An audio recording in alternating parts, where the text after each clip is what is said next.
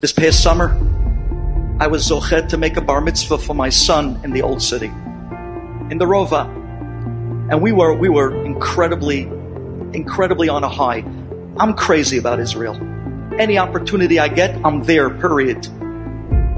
I'm there in the Rova, and we're making a Shabbat bar mitzvah for my son. We come into the Rova Friday afternoon. We rented a beautiful apartment in the old city. We set everything up. The table is ready for Shabbat. Wow, we were on a high. We're having the whole family over. We're going to pray by the Kotel Friday night, Lechadodi. Come back to the Rova and have a magnificent bar mitzvah meal. I was flying. My son was flying, Yitzchak, my bar mitzvah boy. We're on a high. Friday afternoon, we're hungry. So right there by the Rova, only a few steps away, there was a pizza shop. We go into the pizza shop, we sit down. There was a few Arabs walking in and out. Some of them were waiters, some of them cleaning. We sit down, we eat up, we finish our lunch, and we leave.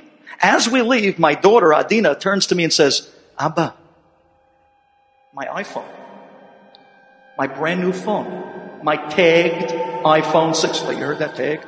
My tagged iPhone 6. My iPhone, it's gone. I said, okay, you've probably forgotten the pizza shop. We ran back to the pizza shop. I come into the pizza shop. I walk up to the Arab. I said to him, Tagid li, ata ra'ita eze pelephone iPhone 6? Lo. I said, really? Lo. I pull out 100 shekel. Did you see an iPhone? He says, Adoni, ani lo ra'iti shum pelephone. I said, okay. I pulled out $100. Did you see a phone? The Arab says, Adoni, לא משנה איזה צבע הכסף שלך. אני לא ראיתי. I didn't believe the guy, but if he didn't see. I left. We go back to the apartment. I pull out my iPad. I hit the app, find my phone. It gives me a grid of the entire old city. I see on the grid, there's my wife's phone, there's my other daughter's phone, there's my son-in-law's phone.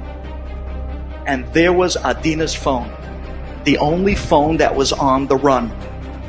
And I was watching it go down the streets of the old city. And I couldn't believe my eyes. I turned to my son-in-law, Ray, let's go. He said, are you serious? I said, yeah, don't tell your mother-in-law, but let's go. We ran out of the apartment, and I'm running, holding my iPad like I'm on a treasure hunt, okay? 2 steps to the right. Okay, 2 steps to the left. He went down this street. He turned the left to this block. And we are running, trying to catch up with this guy. Finally, smack in the middle of some side street in the old city, the phone stops. I say, Ray, this is our shot. Let's go. He stopped. We run down the block, and we run up to the spot where the phone is. And there's about 6 people standing there. I said, Ray, who do we jump on? He looks to me and says, I don't know. It could be that guy. It could be that guy. It could be this guy. We jump on the wrong guy. We got a problem. And this is the middle of a bar mitzvah. That was the last thing we wanted to be doing. And then suddenly I look down at the grid and the phone takes off.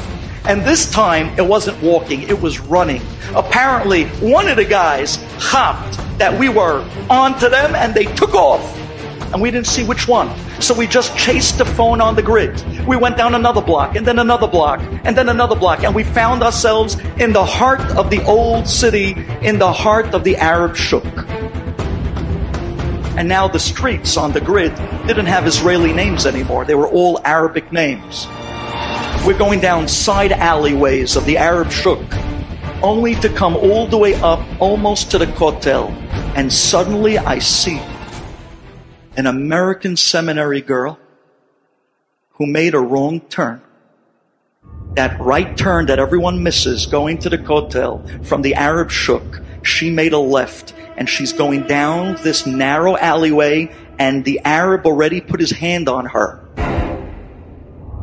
And he's walking her down the alleyway and he's telling her, Kotel, Kotel, and he's smiling to his friend. And I saw another Arab down the alleyway smiling like this to tell her, come, we're going to show you where it is. And he's walking her down the alleyway. I turned to my son-in-law, Ray, forget about the phone. Look, We ran down the alleyway. I ran up to the girl, said, young lady, you're coming with me. What? What do you mean? I'm going to the kotel. I said, I know. Now, come with me. She turns around. She follows me out the alleyway. And we walk her right up to the right turn and take her down literally to the steps. And the Arabs walk up to me with a look. And I looked at them and I smiled. Shlonak, Kifak, how are you? And I ran off. I turned to Ray and I said, maybe it wasn't for the phone that Hashem put us here. I look down at the grid and the phone is still moving. I run down to the end of the path where the phone is and it stops. I see a guy with a cigarette coming in and out of the alleyway. I run up to two soldiers. Hey, these guys, they stole our phone. So the Israeli soldier says, said that. He tells me, go ahead, go inside and ask him for if they give you a problem, we have your back. I said, you guys are carrying rifles. What do you want from me? We ran into this little crevice and I heard something going on in there and it didn't sound good. I ran back to the soldiers and I said, Yesh baya bifnim. They come running, they ran in, and suddenly we started hearing banging and yelling and screaming. I turned to my son-in-law, I said, Ray, you know what? This is a bad idea. Let's get out of here.